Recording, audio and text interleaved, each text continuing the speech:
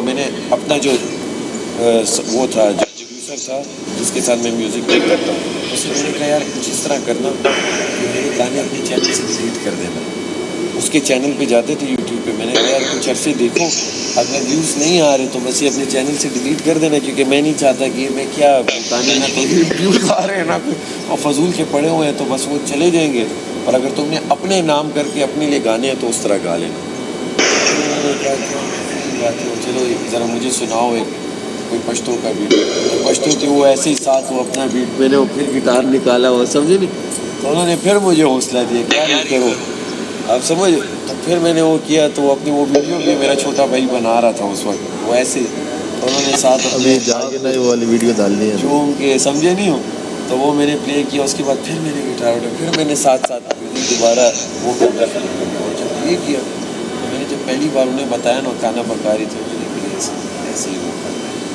क्योंकि वो ये देखती है, मैं इतना नहीं देखता, वो प्रॉपर देखते फुल, ये भी वो भी, मतलब वो नहीं होती फैन कहते नहीं। फिर मैंने क्या मैं बताऊँगा नहीं, मैंने क्या हुआ नहीं है, मैं क्यों सबको बताऊँ ये। फिर जब वो इंटरव्यू वाली कॉल थी तो फिर उन्हें लगा कि यार ये जो इसने कहा है कि सब चुप रहो और मेरा हुआ है, और ये जो पहन के बैठा है इट मीन्स कोई तो है। फिर जब हुआ तो फिर वो हर दिन पूछती थी क्या कॉल आई, मैंने कहा नहीं कॉल तो अभी तक नहीं आई है, ये सीन में ही होता आएगी तो मैं बता दूँगा। फिर जब उन्होंने कहा कि यार तो अच्छा मज़े की बात, तो वो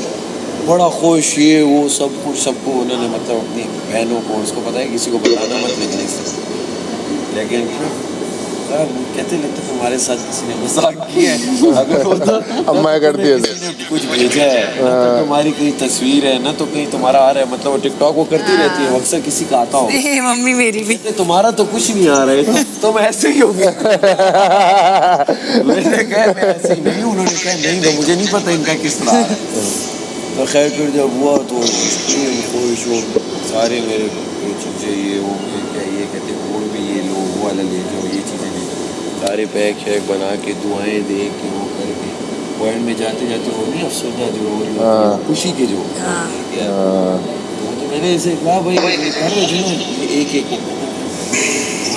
जो भी कॉफ़ी तो है उस पैसे बहुत इम्पोर्टेंट है। मतलब मैंने एक साथ मतलब 25 लाख रुपए मैंने आज तक अपने कमाए नहीं है, ऐसे ही है, ठीक है एक साथ के। अब जितने रुपये मैंने जॉब की है सबकी कलेक्शन करके बैंक में पड़े हुए 25 लाख मेरे पास नहीं है, मेरे पास कुछ वो दियो 2 लाख 4 लाख, हाँ होता है ऐसे ही होता यही है। पड़े हैं मेरे पास, मेरे पास है नहीं, तो मैंने 50 लाख रुपए पास ना होता कभी ये वो ना मारता उस पर,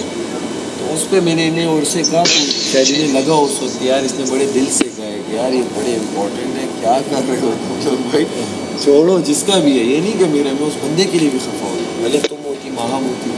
तो मेरा होता यार माँ क्या किया तुमने अपने साथ, बाहर निकल के सब खाओ आप समझ, और जो इन्होंने काटे तो बस हमारे उस पर कटे हैं, बड़ी आएंगे बे पता भी नहीं चलेगा कोई ऐसी इंशाल्लाह टेंशन मत लो, 25 पता नहीं कितने लाख पड़े होंगे हमारे अकाउंट।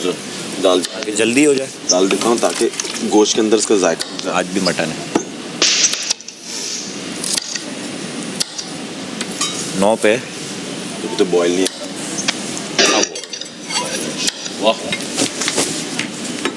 आज मैंने अपने स्टेज देख अच्छा, अरे अभी देखा है क्वालिटी क्या डाला है, क्या नहीं, मैंने इसमें डाला है जो लड़कियां मानती नहीं है ना, हाँ ये मैंने देखा, तो ये बहुत जरूरी है चावलों में क्या चलता है। चावल का हालत देखो, ये देखो क्या चावल, अभी नीचे रख बड़े हुए चावल, ये डालते ही नहीं कोई, क्या नहीं डालते मुझे भी बताओ। नहीं वो तो नहीं बताएंगे हम लोग, ये हमारी डिश है मर्दों की, बताओ ना उम्मीद, शेफ टू शेफ। बिल्कुल नहीं, ये सिर्फ पकवान वाले करते हैं, ये देख हो सकता है नहीं निकाल, ऑयल डाला है तुमने, और अच्छा वो, और ये भी 25,000 का ऑर्डर हो सकता है भाई, 5 मिनट है। नहीं अभी कोई इतना नहीं है, पाकिस्तान में जो डाटा है ना कि बाहर भूखे मर रहे हैं, उन्होंने भी बोला था फात भाई ने। कमल किधर है वजीर, कमल कपड़े यहीं थी, पता नहीं कहाँ गई यार, आटा गूंदेगा उसमें भी टाइम लगता है, रोटी उसके स्लीव्स हैवी है ना, होगी उतार के तो बता के गई। तुम लोग आपस में कोऑर्डिनेशन रखा करो ना, मुझे बता के कोई छोड़ ही जाएगा कि कहाँ जा रहा है कैसे जा रहा है। नहीं, हम नहीं रखेंगे कोऑर्डिनेशन, मैं आपको ही बताऊंगी। Deal with it. इतनी खबरी काट के ना, जब 1 से 2 साल में थोड़ी स्टेबल होना शुरू हुई ना, हर चीज़ खुद ही देख के फिर मैंने जाना, मैंने कि क्लाइंट मुझे कह रहे हैं कि मैं मॉडल हूँ और जो भी है, मतलब मैं इतनी मेहनत कर रही हूँ, आके जब मुझे नखरे उठाने पड़ते थे ना, मॉडल ने कह देना सुबह आते इसी काम में तेज कराते, मेरे जूस का टाइम हो गया, मेरे इसका टाइम, इतनी एज में तो इतनी देर मैं नहीं खड़ी हो सकती, ये आउटफिट पहना, अगले की अभी हिम्मत नहीं है,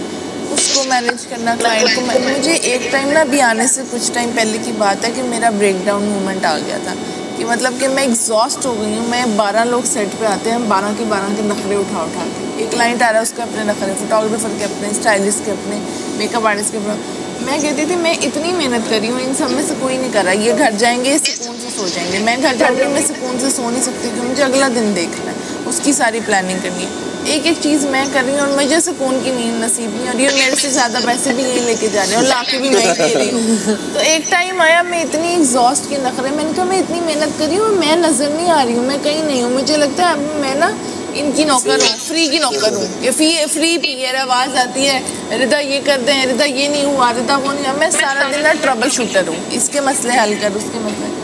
तो जब ये वाला होना था ना, सारा ब्लॉगिंग का टाइम ही नहीं मिलता था। एक मुझे पीआर आना, 2 हफ्ते गुजर जाते थे, मुझे उसकी एक वीडियो का टाइम ही नहीं मिलता था। शूट पे गई, अगले शूट से अगले शूट, वो पड़ा। कई क्लाइंट मेरे इस तरह ख़राब भी हो गए जो पीआर वाले थे कि उन्होंने कहा ये तो कुछ करता ही नहीं, मैं भेजती नहीं अकाउंट में। तो फिर जब ये आना था ना, तो मैंने कहा मैं बैक फुट पे रह के ना एग्जॉस्ट हो गई कि मैं फ्रंट पे आती नहीं। मॉडल बनना था, अपने शूट से अब कर रही थी बीच में, तो वो उस फ्लो से किए ही नहीं, क्योंकि अगर मैं उसमें ज़्यादा इन्वॉल्व होती तो जो इतनी क्लाइंटें जो बनाई थी वो सारी चली जाती, तो वो इतने साल की मेहनत स्टेक भी थी। अब मुझे समझना है कि फ्रंट फेस पे क्या आऊँ, कैसे आऊँ, क्या करूँ। फिर जब इसकी कॉल आई ना, तो मैंने एक दफ़ा सोचा, मैंने कहा अगर मैं उधर चली गई, मतलब कि अगर महीना तो कहीं नहीं गया, एक आध हफ्ता पहले जो उसकी मुझे चीज़ें हैंड ओवर करनी और 1 महीना वहाँ रहने का, मैंने कहा इस सब में अगर मैं जाके 1-1.5 वीक में निकल आती हूँ तो मैं ना वहाँ की रहूँगी ना यहाँ की रहूँगी, क्लाइंट भी ख़राब हो रहे हैं मेरे जाके। फ्रंट फुट पे आने के लिए क्या करूँ। तो जब ये कॉल आई भी, मैंने इतना बड़ा रिस्क लिया, मैंने उस टाइम पे ज़िंदगी में मैंने कभी क्लाइंट का नंबर किसी को नहीं दिया। मैंने जितने शूट थे सारे हैंड ओवर किए। अभी समझ लो मैं यहाँ आई हूँ ना, तो मैं एक तरह से ये स्टेक पे लगा के मुझे नहीं पता पीछे जाऊँगी 5 साल 6 साल की मेहनत ढेर हो चुकी है या बढ़ गई है, ये नहीं मुझे पता। इंशाल्लाह बेहतर। और जाके मैं उसको कॉप करके इतना डिस्टेंस भी कवर कर पाऊँगी कि नहीं, मुझे ये भी नहीं पता। समझे इस टाइम मैं लॉस्ट बैठी हुई हूँ कि ये फ्रेश स्टार्ट तो है, लेकिन एक जो 6 साल की मेहनत है उसका कोई पता नहीं है, क्योंकि ज़िंदगी में कभी मेरे क्लाइंट्स भी ऐसे हैं, मेरे से बात ना करें, उनकी तसल्ली नहीं होती है कि उनका काम ये होता है, उनको टेंशन में की तब सॉल्व होती है, तो मैं डील कर रही हूँ। ऐसा कभी भी नहीं होगा कि टिकटॉक के सर्वर डाउन हो जाए, इतने टिकटॉक